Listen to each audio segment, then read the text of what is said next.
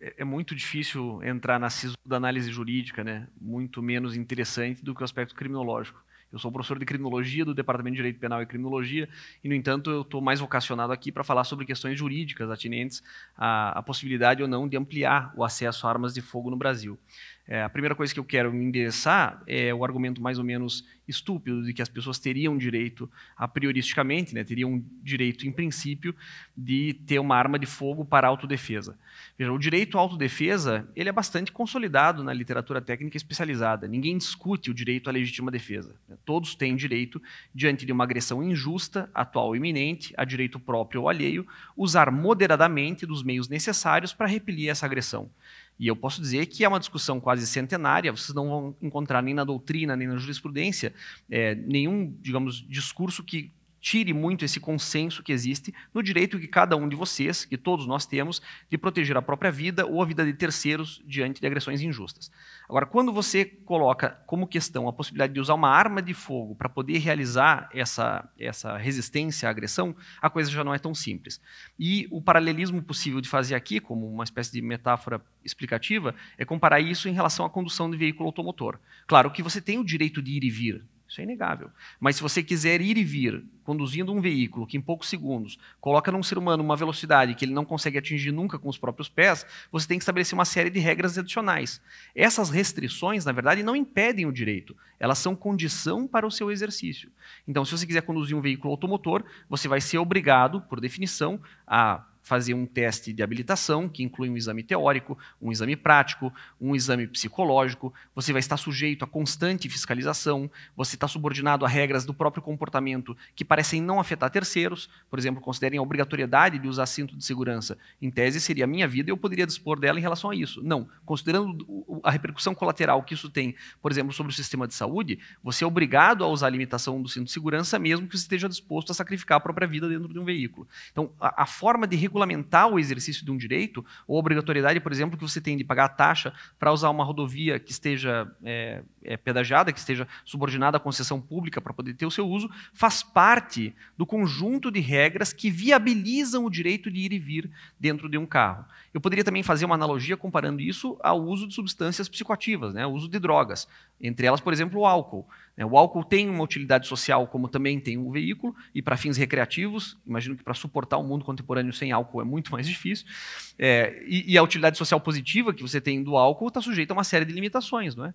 Você não pode vender para menores de 18 anos, o álcool tem que se submeter a controle sanitário, não pode ser vendido em qualquer lugar ou de qualquer forma, a dosagem alcoólica tem que ser corretamente mensurada. Então, essas restrições que se aplicam aos direitos que eu tenho de me drogar, né, por álcool ou outras substâncias psicoativas que são permitidas. A possibilidade que eu tenho de usar um veículo automotor está sujeita a essas restrições.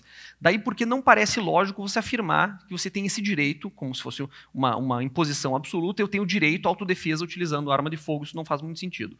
Agora, dá para entender a tradição na qual isso se inscreve.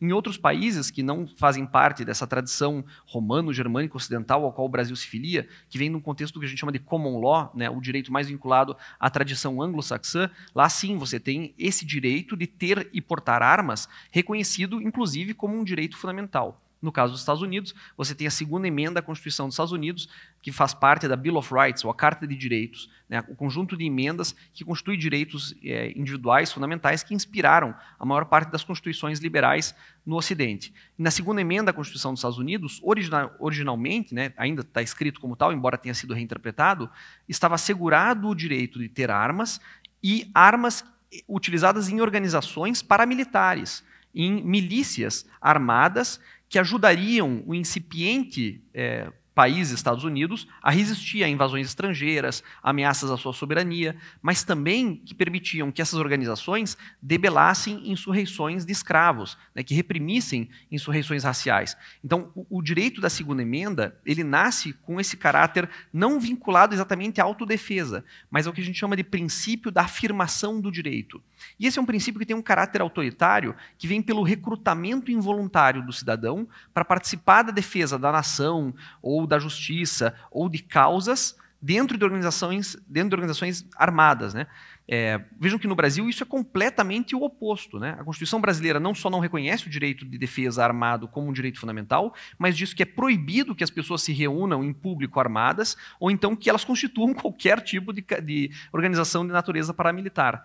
Então, vamos lá, nos Estados Unidos a reinterpretação disso foi resultar em 2008, que é o caso paradigmático que resolve isso na Suprema Corte, dizendo que já não era aceitável a ideia de milícias que servissem, digamos, ao exército dos Estados Unidos, que parece não precisar muito ajuda para realizar as suas intenções, mas que sim estava garantido o direito do cidadão de usar arma para sua defesa. Se nós, no Brasil, pensássemos que esse sentido original da segunda emenda está vinculado à resistência à tirania, nós chegaríamos à conclusão de que o principal público interessado em ter armas no Brasil é o público que é mais vitimizado pela agressão policial, pelo Estado. Então, isso atenderia classicamente ao chamado dos partidos comunistas, historicamente, de que o povo se arme, né? De que a periferia esteja armada para permitir a via revolucionária e resistir à arbitrariedade policial. Quer dizer, se o sentido original da segunda emenda fosse resgatado, os maiores interessados, em quem o Estado deveria estar preocupado em armar, são as pessoas que hoje são vítimas da arbitrariedade de um aparelho de poder organizado, seja pelas milícias ou mesmo pelo Estado, das pessoas que são destinatárias dessa repressão. A reinterpretação que diz que o sujeito tem o direito de ter arma para a defesa pessoal não implica a ausência de restrição desses direitos. Mesmo nos Estados Unidos, e aí a gente está falando de um país com 50 estados, com legislações estaduais muito, enfim, confusas ou convergentes, divergentes, quer dizer, a autonomia que os estados têm para fazer essa regulamentação é bastante variada, existe muita restrição nos Estados Unidos, a ideia de um controle federal das armas, né, uma regulamentação federal sobre isso, e mesmo com os episódios, né, de mass shootings, esses tiroteios em escolas, etc., mesmo com a calamidade que isso representa, vocês vão ver que a massa teórica dos estadunidenses não consegue avanços significativos na restrição do uso de armas. Você consegue limitar certos calibres, você consegue limitar certos acessórios, mas avançar nesse debate é muito difícil. O que deveria, eu acho, nos servir como sinal de alerta. Quando você amplia o acesso às armas, o movimento de retornar à normalidade disso é muito difícil, né? O custo político de regredir, digamos, no sentido positivo, a um controle possível das armas, vai ficar cada vez mais difícil. Então, isso caberia dizer em relação à tradição estadunidense, né? Mesmo quem quer se filiar a essa tradição deveria olhar com cuidado qual é a sua origem, qual foi o seu sentido e os aspectos raciais que estão por trás da flexibilização das armas nos Estados Unidos. Se você pegar a estatística geral de armas nos Estados Unidos, vocês vão ver que a maior parte dos proprietários de armas são homens brancos de classe média e classe alta. Enquanto isso, a maior parte das vítimas de armas de fogo são jovens negros da periferia. Quer dizer, no final das contas, quando você pensa em liberalizar as armas e coloca isso em questão, você não está falando tanto assim de flexibilizar o porte, né? Você está falando de legitimar a morte do outro, a morte de um outro indesejado que se coloca ali e você coloca um instrumento letal como condição para realizar isso de maneira mais fácil. Quais são as outras questões que eu gostaria de abordar, digamos, fora desses três eixos, né? O direito de autodefesa, a regulamentação do exercício desse direito de autodefesa e a tradição cultural que meio que tenta entrar pelo Brasil, né? Essa porosidade que tem, ou mesmo essa subserviência que existe a um padrão lógico ou estético que vem dos Estados Unidos. São questões periféricas que nos fazem pensar problemas específicos do contexto sócio-histórico brasileiro se eu permitir um aumento do número de armas. Vocês se sentiriam mais seguros se tivéssemos pessoas armadas dentro desse auditório? De alguma maneira, portar armas influencia o comportamento de terceiros, ainda que de maneira involuntária. Se você está passeando pelo Ibirapuera e de repente você vê que alguém está armado, eu acho que seria uma reação natural você buscar seus filhos, sua família e sair daquele lugar. Então não é possível portar armas de maneira a não afetar o comportamento de terceiros. Então a utilidade que isso pode ter em relação aos demais, em que medida você confia que na pessoa que está ao seu lado, supondo que seja um desconhecido, né, de que as intenções dele com essa arma são as melhores possíveis e de que ele se inscreve no que ele entende como cidadão de bem a partir de um juízo idiosincrático, né, da própria personalidade. Se ele julga a própria moralidade e o destino que ele vai dar para aquela arma. Coisas que não são opinião e são certas, e aí o Bruno fez referência a alguns desses estudos, é que nós sabemos que o suicídio tem uma certa afetação pelo posse de arma. Mas no caso do suicídio juvenil, esse dado é assustador. Dá para dizer que a arma é um catalisador do suicídio juvenil. Isso naquilo que dá para dizer como pesquisa, né, enfim, bem calçada, que já está bastante, já foi referendada por vários estudos. Né. Em relação aos adultos, há uma interferência, mas em relação aos jovens é uma determinação muito forte. O que a gente também pode dizer, que é fato e que é seguro, é que quanto mais armas legais nós tivermos, mais armas ilegais nós também vamos ter. E aí, do ponto de vista dessa análise econômica, isso significa que cada vez que uma pessoa, um de vocês, compra uma arma lícita, você está colocando nela a tentação permanente do sobrepreço dessa arma no mercado ilícito. Se você paga R$400 numa arma lícita, o valor dela no mercado ilícito é muito superior, e você pode facilmente ocultar a venda disso com um boletim de ocorrência. Você vai lá e comunica que a tua arma foi subtraída, quando na verdade você vendeu isso. E considerando que a maior parte das armas ilícitas teve já uma origem lícita, você está ampliando muito a oferta que isso pode gerar. Outro aspecto que valeria a pena constar em relação à realidade brasileira é que nós somos marcados por situações de pouca educação, de pouca civilidade. Vejam no caso, por exemplo, do respeito às filas, ao uso de transporte público, as interações que nós temos no trânsito de São Paulo, em especial. Né? Quantos de nós vamos sair de casa e não vamos passar situações de desgosto, de conflito, de briga entre vizinhos, até disputas de trânsito ou por futebol? Quando você tem uma arma presente, você tem um elemento que pode rapidamente, no escalonamento dessa violência, resolver essa situação de maneira definitiva. O dado que nós temos hoje, de acordo com a pesquisa criminológica feita pela National Task Force nos Estados Unidos, dedicada a estudar essa questão, é a seguinte. É evidente que nós vamos ter situações de conflito que vão terminar em violência. Mas se, ao invés de usar uma faca, eu uso uma arma de fogo, o risco de produzir a morte é 5 vezes maior.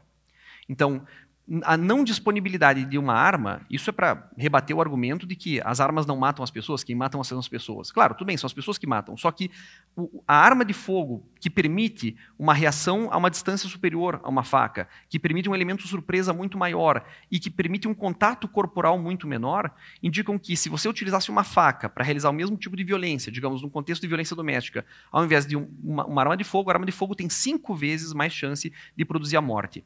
E das mortes que são produzidas por armas lícitas nos Estados Unidos, 71% das vítimas são pessoas que você conhece, ama ou respeita. Ou seja, o círculo de pessoas que acabam sendo mortas por armas que foram legalmente comercializadas são membros da família, amigos e conhecidos. Você pensa isso que significa quando você tem uma arma, né? Essa arma aqui tem 71% de chance de se matar alguém, matar uma pessoa, que eu posso ter um altercado, posso ter uma disputa, posso ter uma briga, mas que no final das contas faz parte das minhas relações sociais, de convívio, de amizade, etc.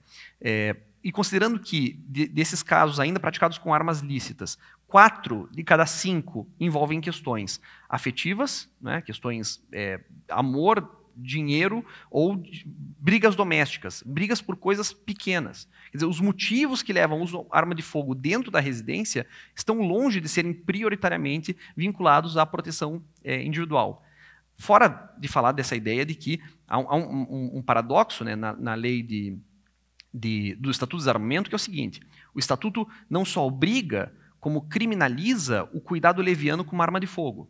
Então, seja se essa arma está em casa ou se eu estou portando essa arma em público, ela tem que estar bem guardada, certo? Então, se eu vou usar a arma em público, eu tenho que ter certeza que ela está no coldre de maneira, sei lá, aqui não vem alguém simplesmente me tirar do bolso e sair correndo, né? E se eu tenho ela em casa, eu tenho que ter ela numa espécie de cofre ou num lugar inacessível às crianças. Como qualquer pai de criança pode dizer, as coisas que você mais esconde são as mais tentadoras e que vão ser encontradas pelas crianças.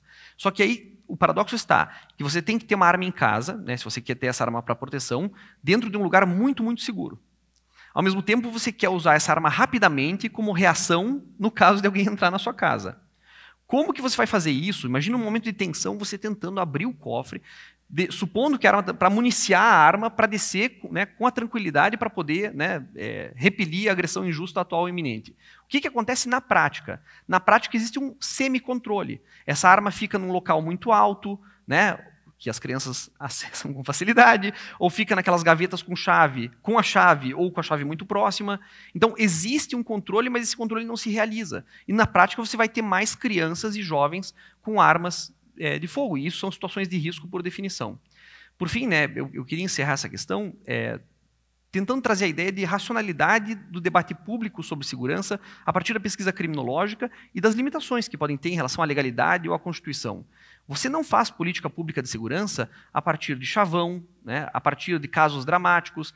Você não faz política pública a partir desse apelo da insegurança. A insegurança é um sentimento que você pode ter. Embora as taxas de homicídio no Brasil estejam em declínio, você não sabe dizer se as pessoas se sentem mais ou menos inseguras hoje. A insegurança não é determinada pela insegurança real que você deve ou não sentir, de acordo com o risco que você tem à vida.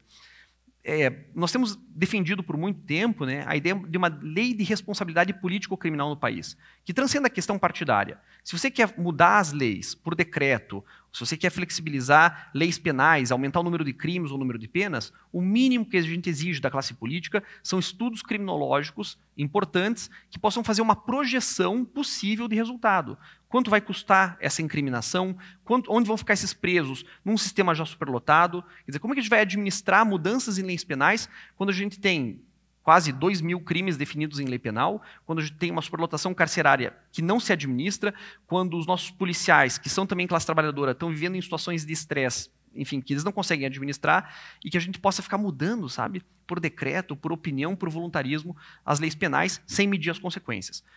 Para encerrar, política criminal, que é a consequência de pesquisa criminológica, não é uma ciência marcada pelo acerto, é uma ciência marcada pelo erro. Geralmente o que a gente sabe é as coisas que dão errado em matéria de política criminal. Por exemplo, a gente sabe que prender não resolve o problema do crime, né? Já são aí 150 anos de fracasso consumado e repetido. Se prender não adianta, a gente deveria buscar alternativas. Eu não posso prever, não é possível, né, dar com certeza, como o Bruno falou, por conta das inúmeras variações num caso criminal, antecipar com certeza qual vai ser o resultado no Brasil se a gente flexibilizar a possibilidade de portar armas. Mas existem indicadores que nos dão um certo sentido de projeção. A nossa função, né, como, digamos, professores, acadêmicos vinculados à universidade, não é expressar certeza do que a gente não tem certeza, mas colocar em vocês a responsabilidade e a importância que a universidade pública, em especial, tem de atender ao interesse público universal, de informar ao máximo possível a classe política para não fazer as coisas como tem feito normalmente. Era isso. Obrigado.